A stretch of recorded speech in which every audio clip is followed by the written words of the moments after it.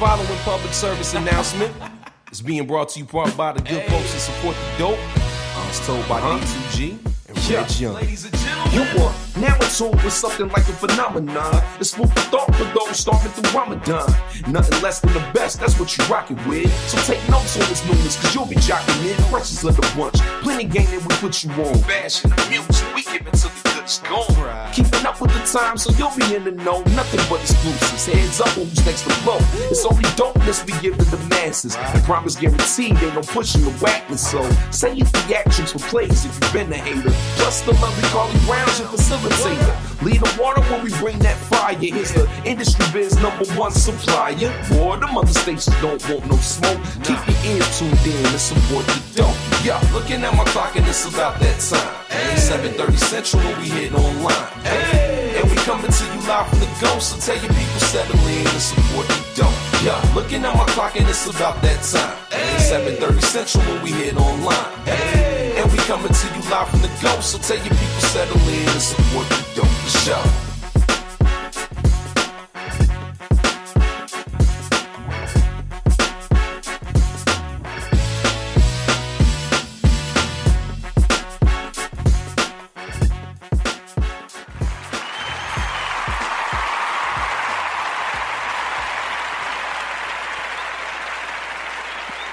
You are now tuned in to Support the Dope Radio, which is designed to give a platform to the best, most talented, and dopest artists in the city of Chicago and equip them with the power to tell their own story in their own words.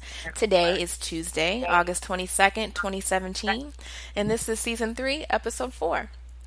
I am your host, your homegirl CB, aka CB Radio, and I'm so thankful for all of you joining in tonight and tuning in with us. I appreciate you for tuning in live because you get a chance to talk with our guests. And if you have tuned in live via Spreaker.com or the Spreaker app, I welcome you to use the chat feature.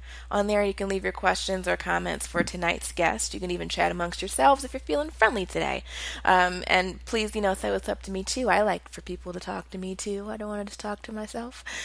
So this is episode 4, as I said, which means we're halfway through season 3, which is kind of crazy. It's kind of once the ball gets rolling, it keeps rolling, and before I know it, we're at the end of the season. So we have been right on track with some really dope artists so far in season 3. If you have not checked out the other artists, please make sure you do so. You can go to supportthedope.com and listen to the playback for those artists. We kicked off the season with Sidewalk Chalk, and then we moved on to DJ Joe College, and then last week we had Lily K. So make sure you guys check those out and listen. And I know you're excited about tonight's guest. A lot of you have had a lot of questions about tonight's guest, or I've even heard some stories about tonight's guest already. So I guess you guys are waiting for this one.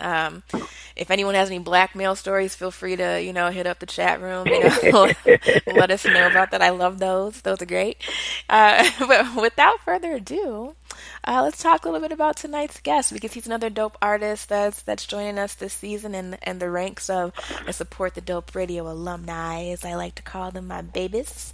So tonight's guest is a Chicago MC who comes from a tragic past of drug addict parents, a broken home, and several levels of abuse.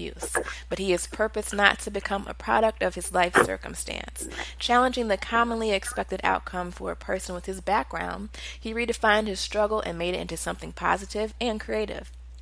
Through his music, he personifies struggle, pain, triumph, peace, and unity, hoping to leave a legacy of inspiration for all listening ears. In addition to promoting positivity through his music, he is always actively seeking ways to give back to his community and to raise funds and awareness for several different charities. Over the years, he has used his concerts as opportunities to raise money and awareness for lupus, multiple sclerosis, and autism. While music serves an irreplaceable purpose in his life, he recognizes that it is just a platform for something far more impactful. He utilizes his gift to create beautiful music to open doors to be the voice of change in society. His end goal is to unify all people and to always give back for the greater good of human life.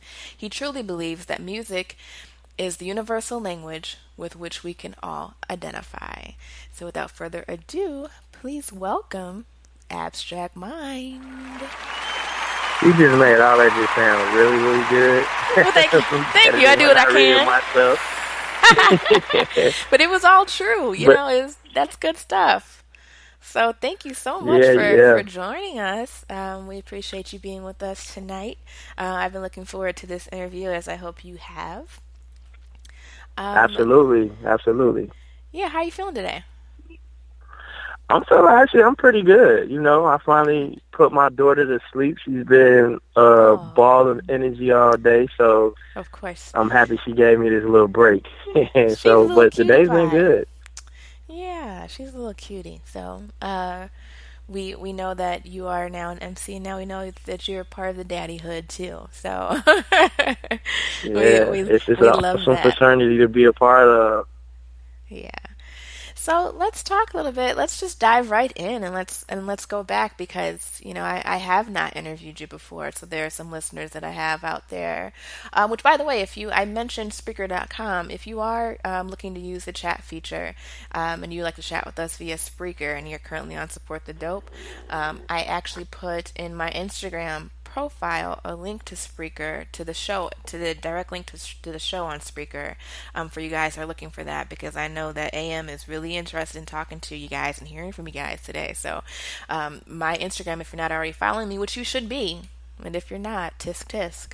But my Instagram is Carla D Brown _PR on Instagram. So if you go there, you can click that link. I believe if you're following AM, I believe he put it in his bio as well. So you can head over there and click that link. And we'll be looking to hear from you. And already we have Reg Young in the chat room. What up, Reg? He says, peace, y'all. Sounding good. Looking forward to hearing the new music. So he's looking forward to those exclusives. And we all know how I feel about exclusives on Support the Dope. Makes me feel special. So AM's dropping off a couple of exclusives for us tonight, so you'll be hearing those shortly. But what up, Reg? Thanks for tuning in. We'll be looking for everyone else shortly. So, as I said, we want to take it back to the beginning. For those of you who aren't really familiar with you as of yet, where did you get your start? We know that you're an MC and rapping is what you do, but where did that all come from? Where did it begin for you? It's weird. Like, I never really wanted to do music. I've always, of course, been a huge fan of it, but never really wanted to rap. Never. I was working at the Museum of Science and Industry, actually. It was back in 2009, and one of my coworkers who went by the name Hollywood Snacks, which I think is a really dope rap name. Snatch, okay. Yeah, Hollywood Snacks. He was rapping, and man, he was always bringing music to the job, and boasting and bragging. And I'm just a competitive person by nature, and I don't know what it was inside of me that made me tell him that I felt like I can go in there and do better than what he did. Never even touched the microphone, never wrote a lyric or anything, but I don't know, I just told the cat that I could do it. And we had that kind of relationship. He was a cool cat. So he had he challenged me, took me to the studio, and I rapped. Sounded pretty awful. I was nervous. Yeah, they just threw me in the booth, man. They made me freestyle, and it was bad. It was so bad. Hey, say sink or swim. Yeah, I definitely. Well, at the time, I guess I looked at it as I was sinking, but in the long haul, it was the beginning of something really, really dope. But the cat, his name is Torpedo Mac. That's the studio we was going to, and I actually owe him, a lot in terms of getting me started, because when he grew to have a big interest in me as an artist, and just from that one time being in there rapping, he welcomed me to come back whenever I wanted to, and I was in there multiple times a week just trying to study the music. I knew from the first time I was in the booth that it's something that I would have liked to pursue, or at least try to make a hobby out of it, just because of my love for music. And Torpedo Mac, man, he just flooded me with beats, and I don't think that he thought that I would write as fast as I would, And because I was so excited, I was just eating them beats up, man. It got to a point where he didn't even have any more material for me. I had to kind of slow down a bit. But yeah, that's what happened. I started rapping just off, just some random day, employee just coming in there bringing his music and me challenging him and him taking me to the studio. And now I'm here. And just out of curiosity, like what made you feel like even though you knew you hadn't done it before, like what made you be like, "Yeah, I can do that?" Like was that You typical know, for you? Like were you constantly trying new things, or was this like an isolated incident where you're just like, you know what, I'm just gonna do it. I can do it. What made you say super that? isolated. Okay. Super isolated.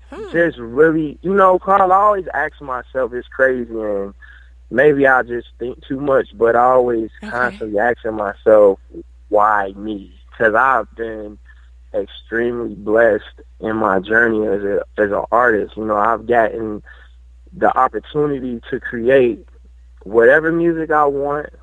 I've been blessed to have the resources that I've had to create the music that I desire. I've been able to get some really incredible features that even to this day I can't even believe I've gotten some of the features that I've had. And I always ask, like, why me? Like, where did this come from? And even on that day, I guess it just was destined. I feel it's really my purpose to use music as a tool to, inspire people. I always love to do for people, whatever it is. If somebody ever needed me, I would always be there for them. I always like to make people smile. So, I just look at it as a sign from the music gods or some spirit out there that said, hey, this is what you're supposed to be doing. And they put me in that position to challenge Hollywood Snacks to go to the studio. Because like I said, I don't even know why I even uttered the words to say, hey, I feel I can do better than you. And, I don't know. Crazy. No, I'm just joking. That's not crazy. That's really dope that rose to the challenge. You just felt like it was something that you can do. And because a lot of people would have felt like, I think they would have had that thought, like I could do it, but they would be too afraid to say it, or they would shy away from that moment. So the fact that you Hmm. didn't, is dope because that's, the extra step that some people don't take in order to start that journey on something that they're purpose to do. So kudos to you for, taking that risk and doing that. Before that point, like who are you listening to? Like what kind of MCs or rap artists were you listening to at the time? Um, Man, I was super into music. I'm always listening to Tupac. Tupac is my favorite artist ever. And when it I comes knew I to liked hip you for a hop, reason.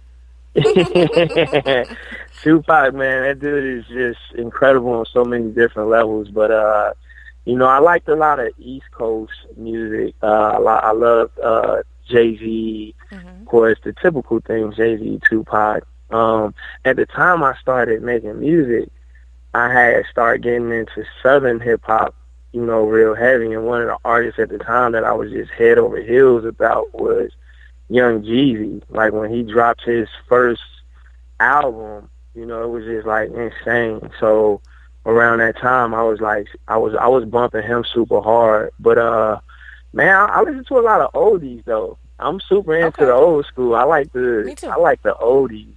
Hmm. So, but yeah, I'm just a lover of music. Even if I don't know artists, I'm always seeking to find new music from different genres. This is even way before I even started making music. So I just like anything that's good, to be honest.